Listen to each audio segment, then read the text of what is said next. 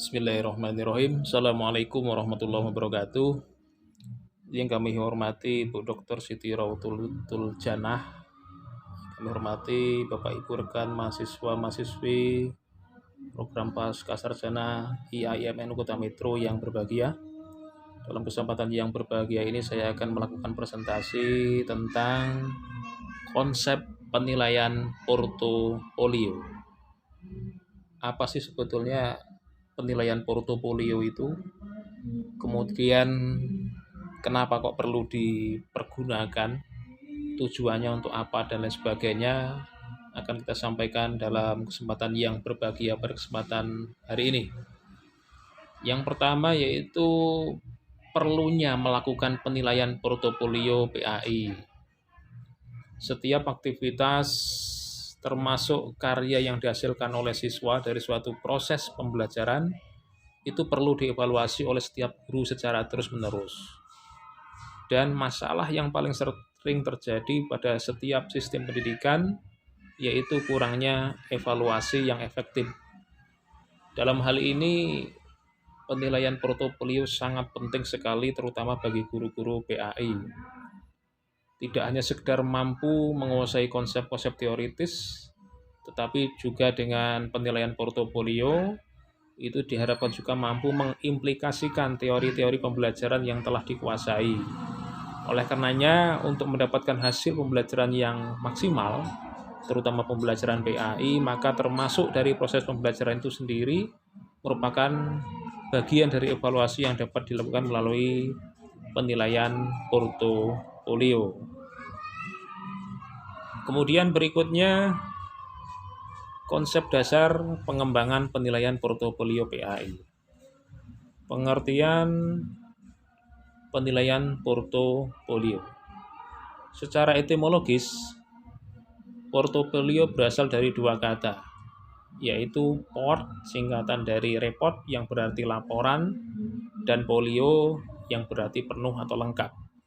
Secara terminologi, portofolio adalah kumpulan karya siswa yang disusun secara sistematis dan terorganisir sebagai hasil dari usaha pembelajaran yang telah dilakukan dalam kurun waktu tertentu.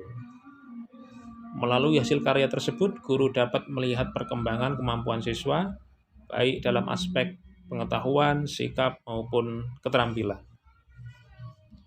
Penilaian portofolio pada dasarnya adalah menilai karya-karya peserta didik berkaitan dengan mata pelajaran tertentu. Semua tugas yang dikerjakan peserta didik dikumpulkan dan diakhiri satu unit program pembelajaran diberikan penilaian. Dalam menilai dilakukan diskusi antara peserta didik dan guru menentukan skornya. Kemudian tujuan dan fungsi penilaian portofolio.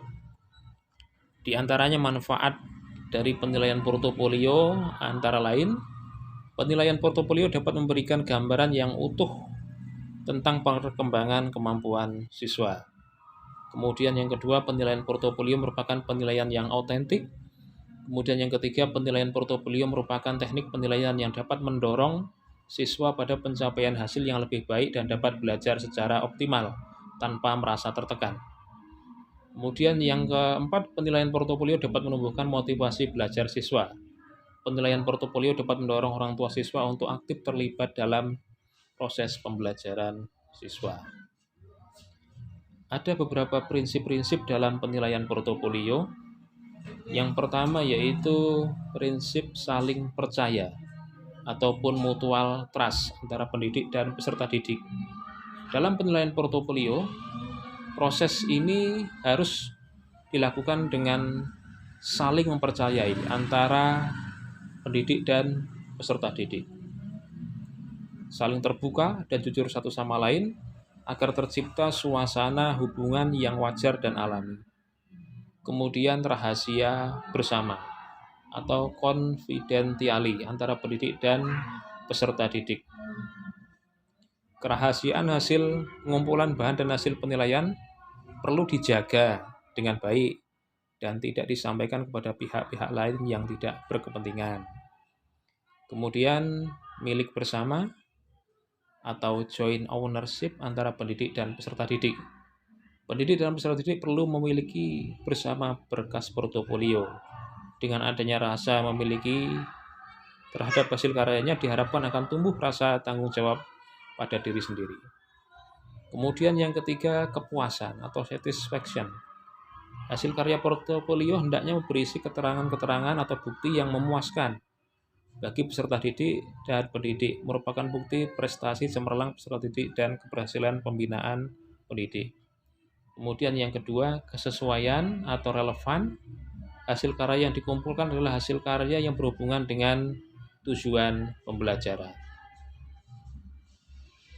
Kemudian karakteristik penilaian portofolio.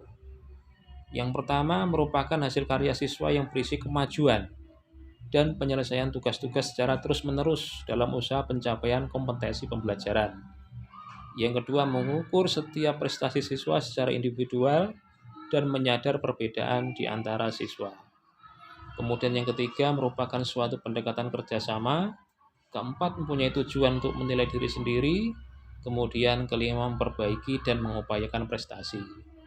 Yang keenam, adanya keterkaitan antara penilaian dan pembelajaran. Ada kelebihan dan kekurangan penilaian portofolio. Di antaranya yang menjadi kelebihan yang pertama, bahwa penilaian portofolio dapat menilai kemampuan siswa secara menyeluruh, dapat menjamin akuntabilitas, merupakan penilaian yang bersifat individual, kemudian merupakan penilaian yang terbuka, dan bersifat self-evaluation.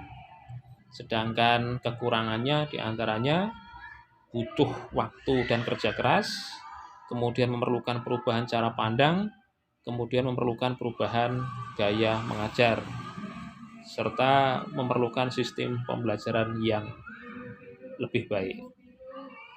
Bentuk-bentuk penilaian portofolio itu bermacam-macam.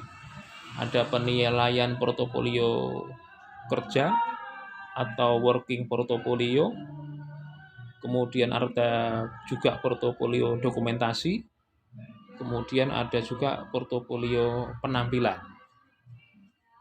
Kemudian langkah-langkah penilaian portofolio, yang pertama yaitu menentukan tujuan portofolio, kemudian menentukan isi portofolio, kemudian menentukan kriteria dan format penilaian, pengamatan, penentuan bahan portofolio, kemudian menyusun dokumen portofolio. Kemudian yang terakhir, penafsiran dan laporan hasil penilaian portofolio. Ini kami berikan contoh lembar penilaian portofolio. Ini contoh untuk mata pelajaran PAI. Misalnya materi tentang mempraktekkan sholat berjamaah. Di sini ada aspek penilaian, misalnya dalam takbiratul ihram, ruku, i'tidal, sujud, salam. Apakah siswa tersebut sudah melakukan kegiatan tersebut dengan sempurna? Nah, ini dilihat dari portofolio yang ada, diamati secara langsung oleh guru dengan memberikan kriteria-kriteria penilaian yang ada. Demikian presentasi yang bisa kami sampaikan, kurang lebihnya mohon maaf. Mohon saran kritik dari Ibu Doktor dan kawan-kawan. Saya akhiri. Wassalamualaikum warahmatullahi wabarakatuh.